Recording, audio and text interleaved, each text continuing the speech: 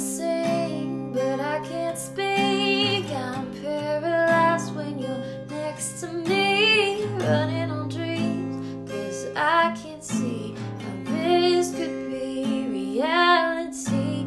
You're holding me close, but I don't know. Do I let you in? Do I let it show? All of my fears and all of these ghosts are the only things I've ever known. Happy hump day. Welcome back to Morning Coffee with Rick Alexander. If you guys dig the message and you want to work through a lot of these ideas more deeply, you could do so by reading my book, Burn Your Couch. You can find that on Amazon. You could grab my next book in August called What It Means to Be Human. I'll have more details about that later.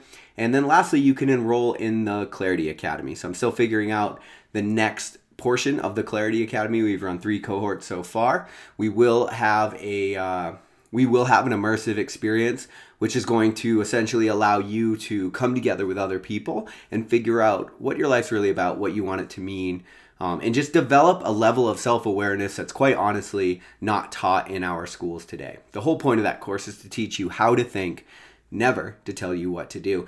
And just to brag on it for a little bit, like people have gone through that course, have had some pretty massive life changes. I've had like 3 or 4 businesses start. I've had people quit drinking, enroll in AA. I've had all kinds of huge realizations come up throughout this course. And so if you're looking to push fast forward on your growth, just reach out to me at RickAlexander_ on Instagram, slip into my DMs, and we'll talk about the best option for you. Obviously, all of this information that I present, I'm super passionate about, and I really just want you to be able to work through it in your own life, find your own answers, and build your own bliss. That's really what it's all about.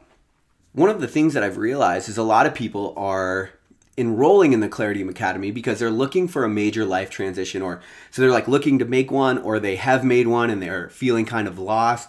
And so for me, I've gone through some massive life transitions actually publicly. So if you haven't been listening to the show for a while, I got out of the military last year so that I could pursue this content creation career, which is a bit outside of the box. I understand that.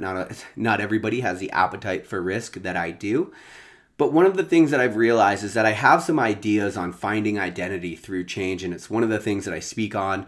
It's one of the things that I'm writing about in my new book, and it's one of the things that we talk about in the Clarity Academy. And so one of the things that I found in coaching all kinds of people and in dealing with these thoughts of transition myself is that one of the things that we feel in this life is that when we leave something, we have to start over. Now, the reason you feel like you have to start over is because of a skewed view of reality. And so that's what I want to talk to you about today. Because the truth is, you are never ever starting over if you look at it through the right lens. The wrong lens is to wrap your identity in the things that you do. And that's what most of us do, to be honest, because we don't really know who we are. And so because we don't know who we are, we become our job title and we become the things that we built. But this life is ephemeral and everything in it is ephemeral. So all that you really get in this life is who you become, not what you do. Your identity should be rooted in who you become.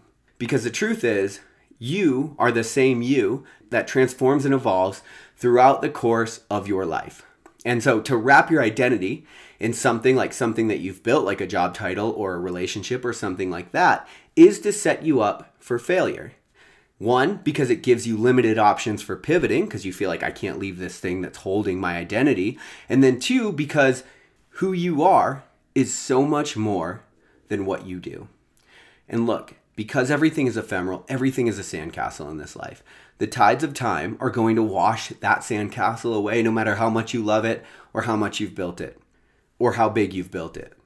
The truth is, it's a sandcastle, and there's no real reason to put your identity into a sandcastle.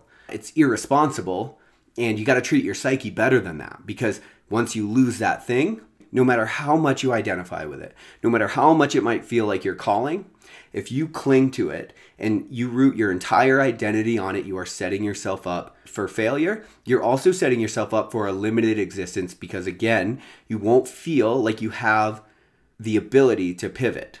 And so then you have to ask yourself, well, what is the correct view to conceptualize this idea and to view yourself? Like, what is the right lens to look at change through? I believe that the right lens is to look at all that you've become See, all the sandcastles you've built, all the things you've done, the projects you've completed, the attaboys you've gotten, the people you've made proud, those aren't building something in the world. Those are who you become. And so you always have those things with you. Who you became as a result of climbing up to CEO or CMO or manager or whatever it is in your job, that's who you take with you. You're the person that transforms and evolves throughout the course of your life. And the way that you evolve is you take all of the experiential knowledge that you've attained.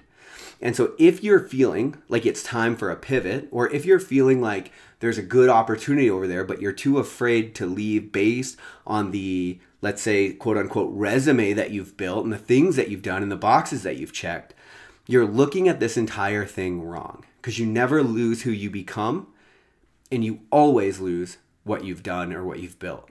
One of my personal beliefs is that we're sort of spiritual beings going through this temporary human experience. Now, I don't actually care if you believe that or not. It doesn't resonate with some people, and that's completely okay. But conceptualizing yourself as that might be the most beneficial, and not only that, but productive thing that you could do. It might be the best way to conceptualize yourself, because in understanding that you're a spiritual being going through a temporary human experience, that comes with it the understanding that everything you build is also temporary, and so there's no reason to cling to it like it's your actual identity. What you do is something. Who you are is one thing, but who you're going to become as a result of engaging with reality is everything. And that's what you take with you every time you pivot, and that's what I hope you always keep in mind. Plus, as you go through changes in life, which are inevitable, you're going to get thrust into those regardless of how bad you might want to fight that. You'll know who you are. You'll have a sense of identity through change, and that's what matters more than anything, because change management is one of the things that really throws people off in this lifetime. So I want better for you, just like I want better for me. I love you guys. We'll talk tomorrow on Morning Coffee. Oh, you're so hot and cold, warm in the middle. You got my heartbeat skipping, doing paradiddles. Would you spend some time with me? Cause I've been running, legs are turned to jello. Trying to be cool for you, call me Mr. Mellow. No, you won't waste your time on me, cause you're so